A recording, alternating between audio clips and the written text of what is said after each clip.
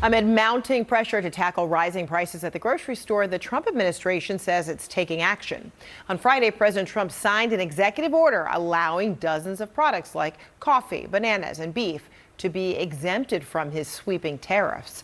The move marks a notable reversal for Trump, who has repeatedly insisted tariffs are necessary to protect U.S. businesses and workers.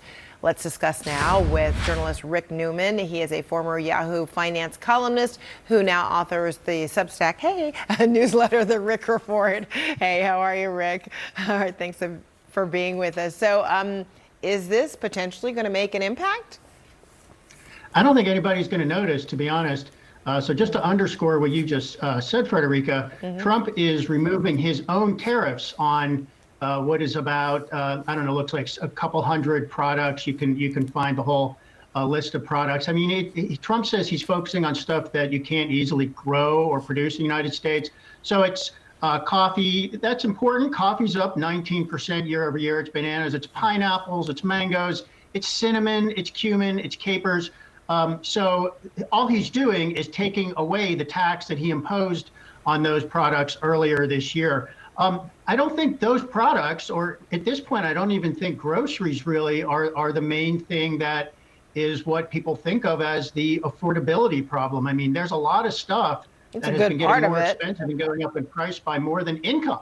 And Trump has not said much about a lot of that stuff yet. I mean, groceries is just one of the many things that, is hitting people hard. I mean, it's why folks are unable to save. They're spending most of their earnings. So the Trump administration's, Trade Representative Jamieson Greer was asked yesterday whether the president's tariffs have raised costs on Americans. And this is what he said.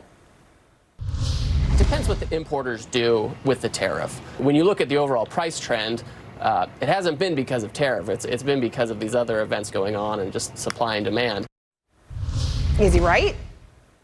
That's careful parsing. There are a lot of things that affect prices and inflation. Tariffs is one of them. I mean, there are many economic analyses that are nonpartisan on this, and they find that, let's say Trump's tariffs as they exist today, if they stand in place for a year, they're going to add something like $1,500 or $1,800 or $2,000 to the cost of a typical household. So tariffs are we go back to basics. Tariffs are a tax that the importer, which can be Walmart, Target, a wholesaler, or any kind of company, that American company has to pay the tax to the U.S. Treasury. So their costs go up, and they try to pass as much of those costs onto their own customers as they can, all the way down to you and me. Now, their alternative is just to have higher costs and lower profits, but no company wants to do that. So this is affecting companies and consumers no matter how you parse it. Yeah. And then there's new data, showing how tough this affordability crisis is for so many Americans.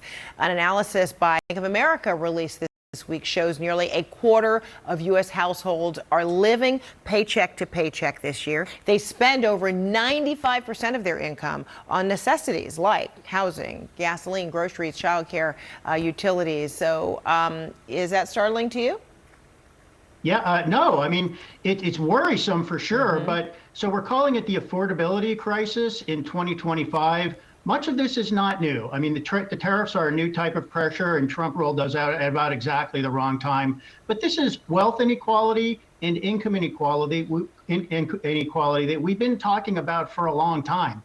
I mean, we've got a shareholder class in the United States, and we have a working class in the United States. And if you're lucky enough to own stocks and own a home, and you bought that home and you were able to refinance at 3% on a mortgage, then you're in good shape. But if you are trying to buy a new home, you're priced out. If you're living on a paycheck and you don't have financial assets, you don't feel like you're getting ahead. So these are long-term problems that seem to be intensifying, and Trump is now the one stuck having to deal with it. And so far, he's been very tone deaf to what is a really serious problem for millions of Americans. Yeah, seriously tough times for a lot of people. All right, Rick Newman, thank you so much. Yeah. Trump administration is scrambling to make good on a campaign promise that, by his own account, won him re-election: to bring prices down. One solution, reversing part of Trump's tariff policy. The president yesterday signed an executive order to retroactively lower tariffs on beef, tomatoes, coffee, and bananas. The agricultural items are now excluded from reciprocal tariffs, but not the tax entirely. The move comes after Trump claimed falsely that prices have fallen during his administration. CNN correspondent Rafael Romo is joining me live from a food giveaway event in Atlanta. And have things been picking up?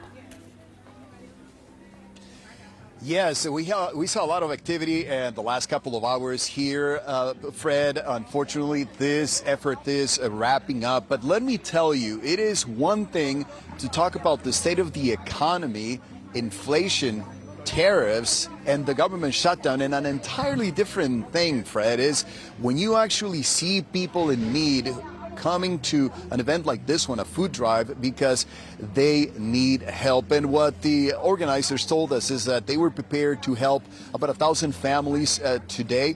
All of the boxes that you see behind me, some of the tables and the tents, they were set up so that people would get vegetables, they would get chicken, they would get potatoes, some non-perishables. And we saw lines of cars lining up here right next to me, picking up all of that food. But the reality is that the challenge is not over, Fred. And we heard earlier from Dr. Bernice King, the chairman of the King Center, who said that even though today was a great day to help many families in need, they're bracing for what's coming next in the next few weeks and the next few months. This is what she had to say. Although the shutdown is over, we know that people are still suffering. They're still struggling. We're living in very precarious times. And so we want the world to know today that although the shutdown is over, we have not shut down our compassion. And Fred, for this event, two organizations have joined forces. One, of course, is the King Center. The other one is New Birth Missionary Baptist Church. They are helping people who are not necessarily thinking about Thanksgiving, even though we're less than 2 weeks away. I earlier spoke with the beneficiary who told me that she didn't even know what she was going to put on her table tonight for dinner. This is what she had to say. It's every day. It's tonight. I need dinner for tonight. So that's how serious it is for me. It's not trying to get holidays. So this is going to make a huge, huge difference in my life. And finally, Fred, people, yes, are celebrating the fact that the government shutdown is over. They're celebrating the fact that the president has decided to lower tariffs on some items, like you mentioned at the beginning. But the problem is that this need from many people is not over, and those actions may be a little too little, too late for some of them. Now back to you. Yeah, the needs are so great and continue to mount. All right, Rafael Romo, thanks so much.